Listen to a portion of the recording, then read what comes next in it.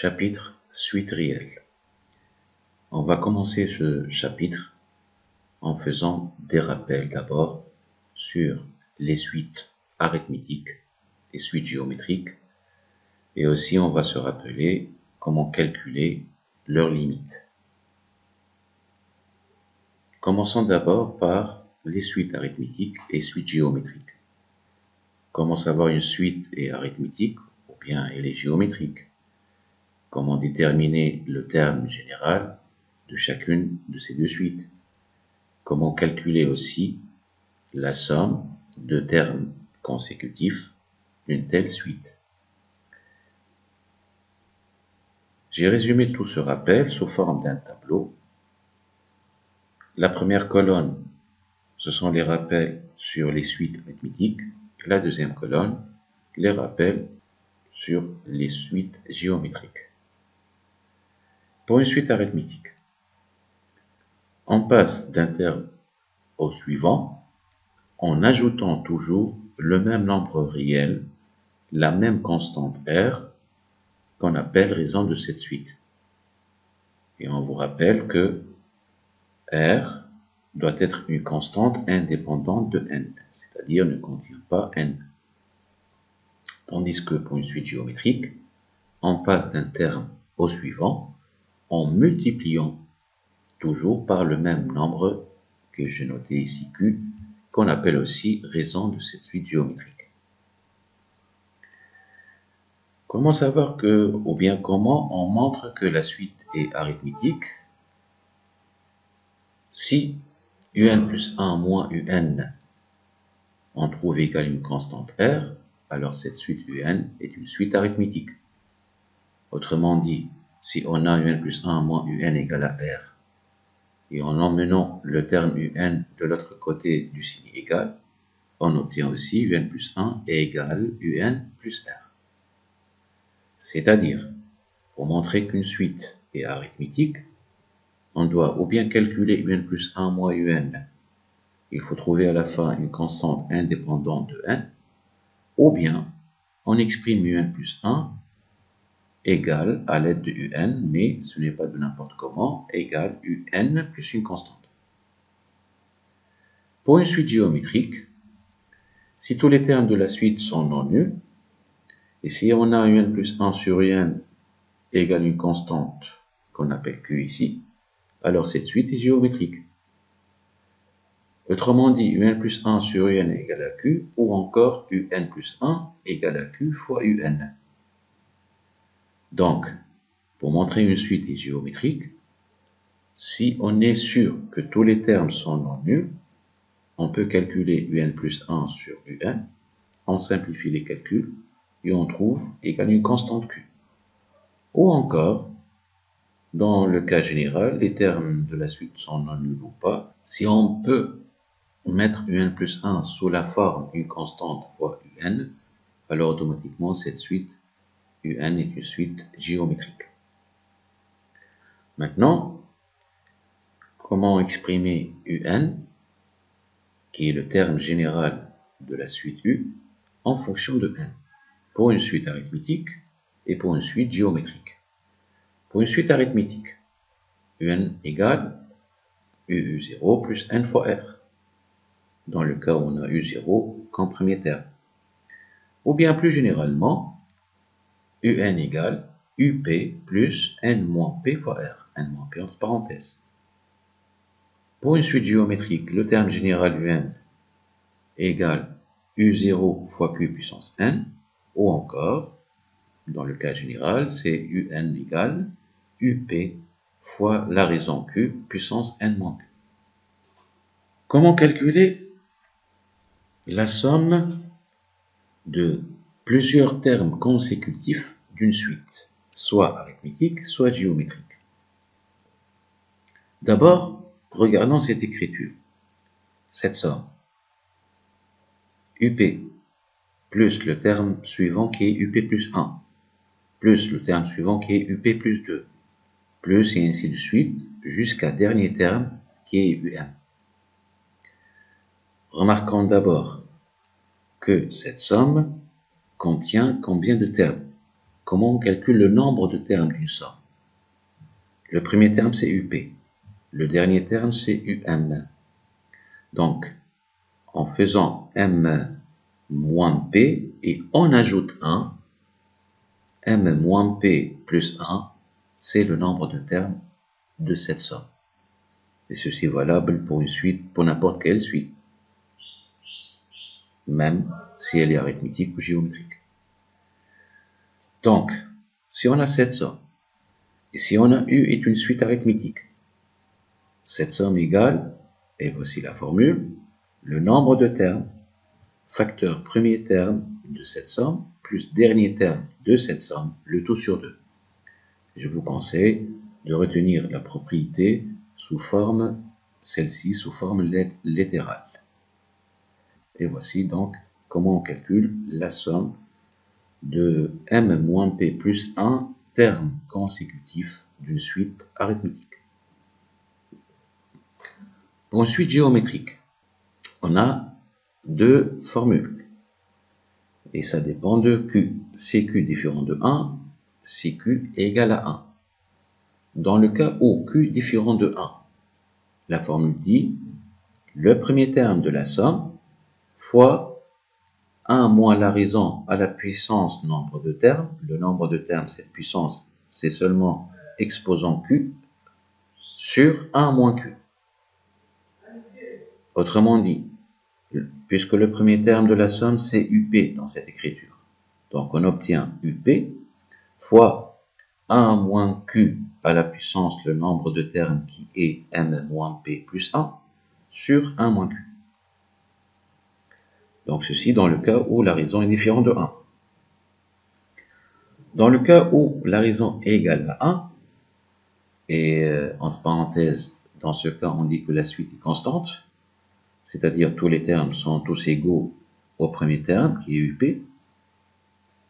Donc cette somme, comme elle s'écrit dans ce cas, lorsque Q égale 1, c'est le nombre de termes fois premier terme de cette somme, c'est-à-dire le nombre de termes on a dit c'est M moins P plus 1 fois UP puisqu'il est le premier terme.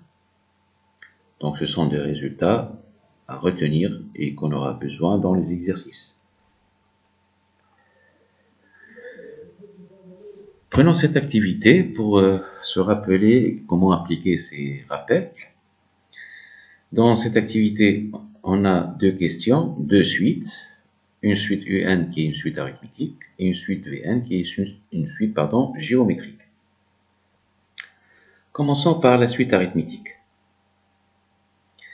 UN est une suite arithmétique de raison 3 et de premier terme U0 égale à 4. On va calculer les termes U1, U2 et U3, puis on va exprimer UN en fonction de n, puis on va calculer cette somme. On va commencer peu à peu, commençons par la première question. U1, comment on calcule U1? Puisque UN est une suite arithmétique, on sait très bien sa raison qui est 3. On sait très bien son premier terme qui est 4. Et on a dit que pour une suite arithmétique, on passe d'un terme au suivant en ajoutant la même raison. La même constante qui est 3 ici. Donc puisqu'on a U0, comment on obtient U1? U1 égale le terme précédent qui est U0 plus la raison. C'est-à-dire U0 plus 3. Et comme U0 égale à 4, 4 plus 3, on obtient 7. C'est simple. De même, pour calculer U2, on a U1, on a le terme précédent qui est U1, donc on peut calculer U2. Il suffit d'ajouter U1 plus R plus 3, c'est-à-dire U2 égale U1 plus 3. Et comme U1 on a trouvé égal à 7, 7 plus 3, on obtient 10. La même chose pour U3.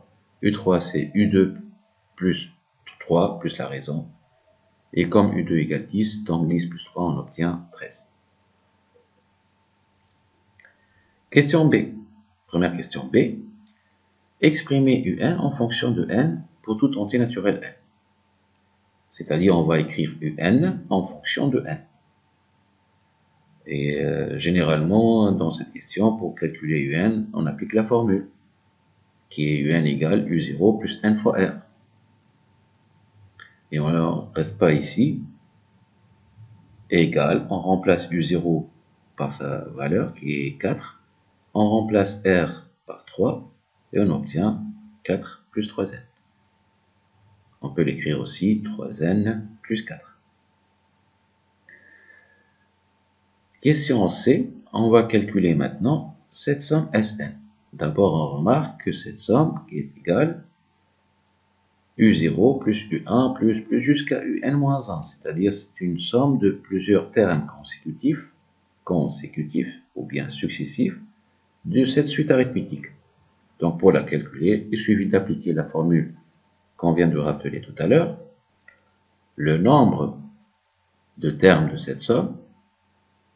Comment on calcule le nombre de termes? On a dit n-1 moins 0 plus 1. n-1 moins 0 plus 1, on simplifie, on obtient n. Voici pourquoi j'ai écrit n ici. Facteur.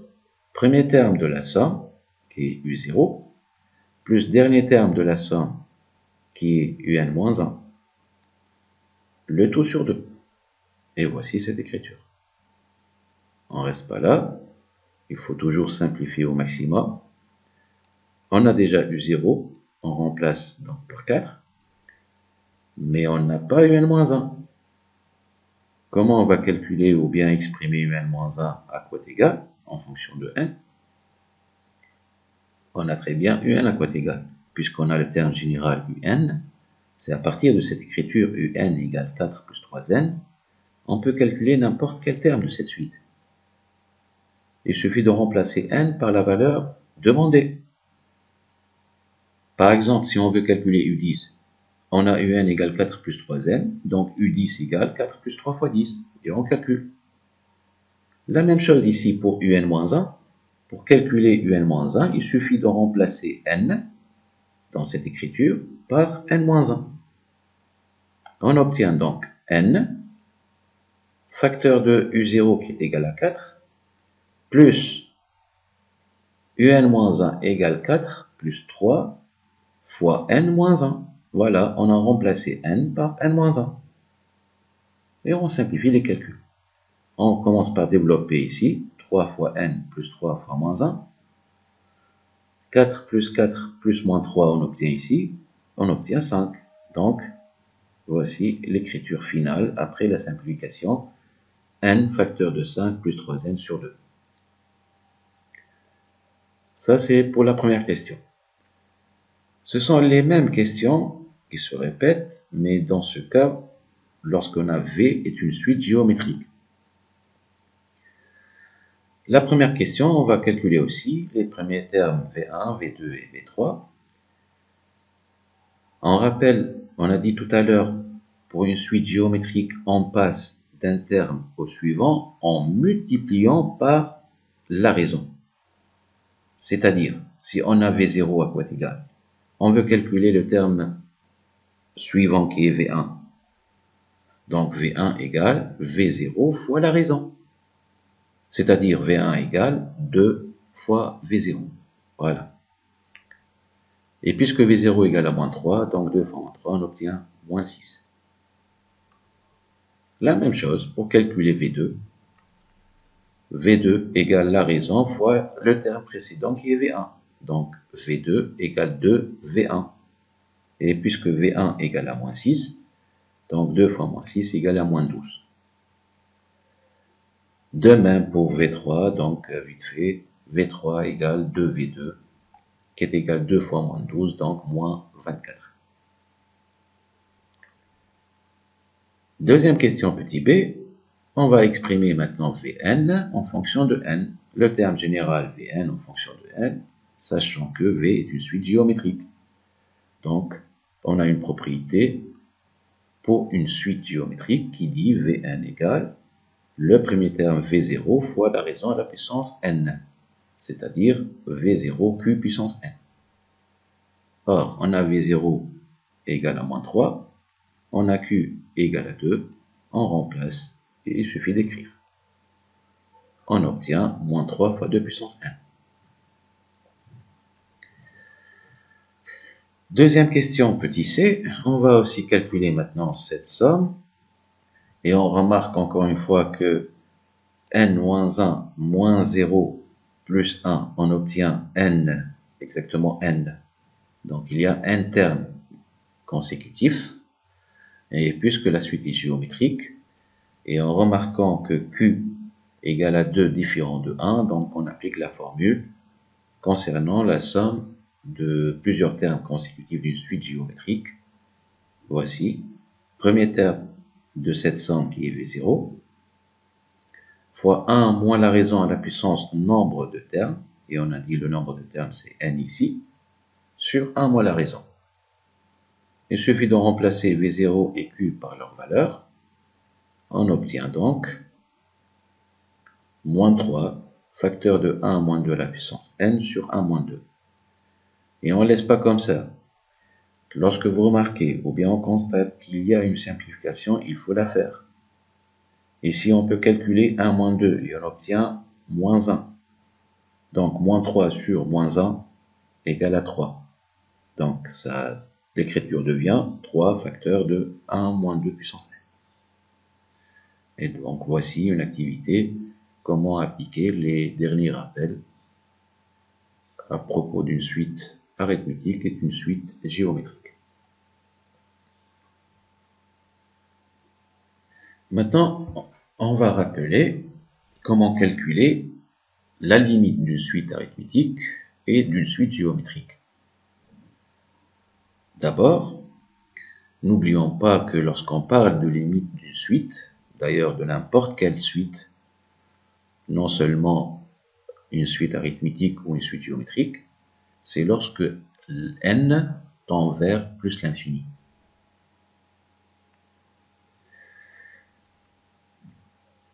Commençons par cette première activité. Comme vous voyez ici, les données de l'exercice et à côté un petit rappel. On va lire ensemble ce petit rappel tout à l'heure lors de la troisième question, lorsqu'on va répondre à la troisième question. Lisons ensemble les données. On a eu une suite qui est définie sur n par U0 égale à moins 1, donc son premier terme égale moins 1, et UN plus 1 égale 2 plus UN. Première question, on va vérifier que cette suite U est arithmétique, et on va déterminer sa raison. Je vous rappelle, pour montrer une suite arithmétique, il suffit de calculer UN plus 1 moins UN, et on trouve égale une constante. Or, d'après les données de l'exercice, et en remarquant que UN plus 1 égale 2 plus UN, en emmenant EN de l'autre côté du signe égal, on obtient moins UN, c'est-à-dire on obtient UN plus 1 moins UN égale 2. UN plus 1 moins UN égale une constante, indépendante de n, donc UN ou bien U est une suite arithmétique de raison 2. Et puisque la suite U est une suite arithmétique, et on sait très bien sa raison et son premier terme, en appliquant la formule UN égale U0 plus n fois R pour exprimer UN en fonction de n. Remplaçons U0 et R par leur valeur et on obtient 2n moins 1. Troisième question maintenant. Déterminer la limite de UN. Pour répondre à cette question, il y a deux méthodes. Première méthode qui est directe. On a UN en fonction de n à quoi égale. UN égale 2n moins 1. Donc, lorsque n tend vers plus l'infini, 2n tend vers plus l'infini. Et par suite, 2n moins 1 tend aussi vers plus l'infini.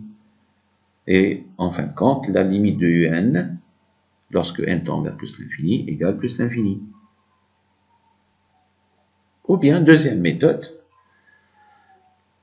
en rappelant que, et voici en lisant ce qui est encadré ici, La limite d'une suite UN, une suite arithmétique, je précise une suite arithmétique, ou bien plus l'infini, ou bien moins l'infini. Ça dépend de quoi? Ça dépend du signe de sa raison. Si la raison est strictement positive, alors la limite égale à plus l'infini. Et si la raison est strictement négative, alors la limite égale à moins l'infini. Dans notre activité, la raison de la suite UN égale à 2, qui est strictement positif. Et par suite, limite UN, c'est plus l'infini. Tout simplement. Question 4. Encore une fois, on va calculer cette somme. Et puisqu'on a UN une suite arithmétique, donc ici je vais faire vite fait. On applique la formule, le nombre de termes, n-1 moins 0 plus 1, facteur premier terme, qui est U0, plus dernier terme, qui est UN-1, le taux sur 2. Comme tout à l'heure, on n'a pas UN-1 ici, mais on a UN. Comme on a UN, on peut calculer UN-1. Il suffit de remplacer n par n-1. On obtient 2 facteurs de n-1 moins 1. En développant et en simplifiant, on obtient 2n-3. Retournons à cette expression de Sn, on remplace U0 par sa valeur qui est moins 1, on remplace UN-1 par 2n-3, et on essaie de simplifier. Moins 1, moins 3, on obtient moins 4, donc n facteur de 2n moins 4, le taux sur 2. Pas encore, on peut encore simplifier l'écriture. Et surtout, on remarque ici que dans l'expression 2n moins 4, on peut mettre 2 en facteur. En mettant 2 en facteur, on obtient 2 qui est en facteur fois n, et ici, entre parenthèses, ça reste n moins 2. En simplifiant par 2, on obtient finalement n facteur de n moins 2. Voici donc la première activité. La deuxième activité a pour objectif comment calculer la limite d'une suite géométrique. Calculer la limite lorsqu'il existe de chacune des suites U, V et W. Faisons d'abord un petit rappel. Comment on calcule la limite d'une suite géométrique? Si UN est une suite géométrique de raison Q et de premier terme non nul U0, alors la limite de cette suite, ça dépend de sa raison, ça dépend de Q. Il y a 3 cas possibles. Ou bien la raison elle est inférieure ou égale à moins 1. Dans ce cas, on dit que U n'admet pas de limite. Ou bien la raison est strictement comprise entre moins 1 et 1. Et dans ce cas, on dit que la limite est égale à 0. Et le dernier cas, lorsque la raison est strictement supérieure à 1. La limite de UN dans ce cas, ou bien égale à plus l'infini, ou bien égale à moins l'infini. Ça dépend du signe de son premier terme U0. Dans le cas où U0 est strictement positif, alors la limite de UN c'est plus l'infini. Et dans le cas où la suite UN est strictement négative, alors la limite de UN c'est moins l'infini. Voici donc comment calculer la limite d'une suite géométrique. Encore une fois, je dis ça dépend de sa raison. On va appliquer ce rappel sur les 3 exemples suivants. Commençons par UN. D'abord, une remarque importante. Si vous remarquez une suite, l'expression d'une suite qui s'écrit sous la forme une constante à la puissance n, autrement dit la forme q puissance n, automatiquement c'est une suite géométrique de raison cette constante q. Comme ici pour la première suite u, et d'ailleurs pour la suite v aussi. Pour la suite u, la constante ici c'est 1 moins racine de 3, le tout puissance n. Donc, c'est une suite géométrique de raison 1 moins racine de 3. Pour savoir la limite du n, il suffit de remarquer 1 moins racine de 3 est-ce qu'elle est inférieure à moins 1? Est-ce qu'elle est comprise entre moins 1 et 1? Ou bien est-ce qu'elle est strictement supérieure à 1? Or, c'est simple, un petit calcul à faire. 1 est inférieur à racine de 3. Donc, 1 moins racine de 3, à peu près moins 0,7, compris entre moins 1 et 1. Et par suite, la limite de un égale à 0. Pour la suite V. Tout à l'heure, j'ai dit, lorsque vous remarquez qu'une suite qui s'écrit sous la forme une constante à la puissance n, 1, vous dites que ici on n'a pas n, on a n plus 1. C'est pas un problème. On peut, en utilisant les quelques propriétés des exposants, des puissances, on peut l'écrire d'une autre manière. Vn, on peut l'écrire moins 2 puissance 1 fois moins 2 puissance n. A puissance n fois B puissance m égale A puissance n plus m. Et voilà. Moins 2 puissance n est une suite géométrique de raison moins 2. Donc, quel cas ici? Moins 2, elle est inférieure à moins 1. Et comme la raison est inférieure à moins 1, donc la suite V, d'après ce premier rappel, la suite V n'admet pas de limite. Passons à la troisième suite. Maintenant, on ne vous donne pas Wn à cote égale en fonction de n. On vous donne une relation de récurrence, une relation qui lie entre Wn et Wn plus 1, avec son premier terme W0.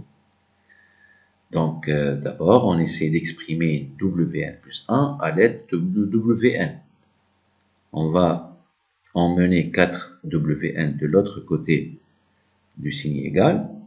On obtient 3n plus 1 est égal à 4n. En divisant par 3, on obtient Wn plus 1 égale 4 tiers Wn. Donc, c'est la forme Wn plus 1 égale Q fois Wn. Donc, W est une suite géométrique de raison 4 tiers. 4 tiers maintenant. La raison, c'est d'après le troisième rappel ici, elle est strictement supérieure à 1. Donc, la limite de Wn, ou bien elle est plus l'infini, ou bien elle est moins l'infini. Ça dépend de quoi? Ça dépend de W0. Or, on sait très bien que W0 est égal à 1. Il est strictement positif. Donc, la limite de Wn, d'après ce rappel, égale plus l'infini. Et voici comment on calcule la limite d'une suite géométrique. Merci.